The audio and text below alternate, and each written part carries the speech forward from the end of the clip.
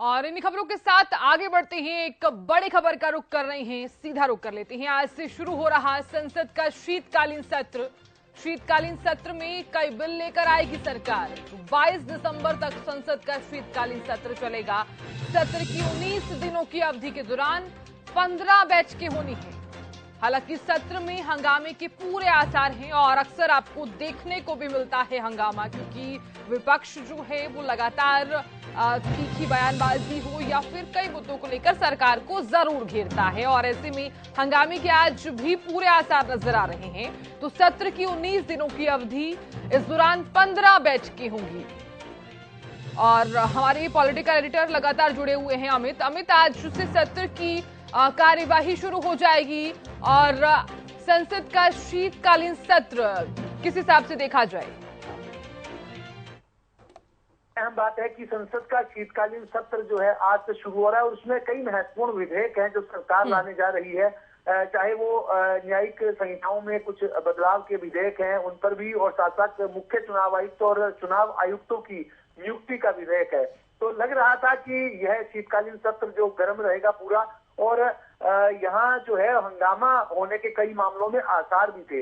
लेकिन अब जब 3 राज्यों में जो कांग्रेस की हार हुई है, यानी विपक्ष का जोश सीधे रूप में इस हार के बाद ठंडा पड़ा है। एक और भी जानकारी मिल रही है कि INDIA गठबंधन जो है वो शीतकालीन सत्र से पहले कहीं बैठक कर सकता है, लेकिन अभी यह जानकारी सूत्रों से, यह पुख्ता जानकारी अभी इस बारे में नहीं आई है।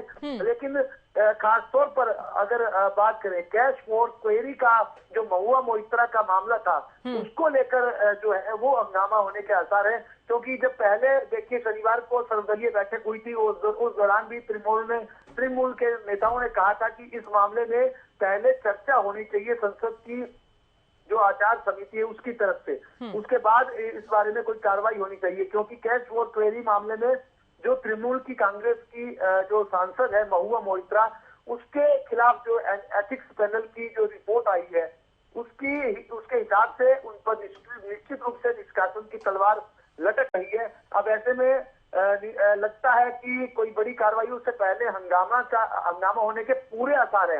देखने वाली बात है कि क्या रहता है।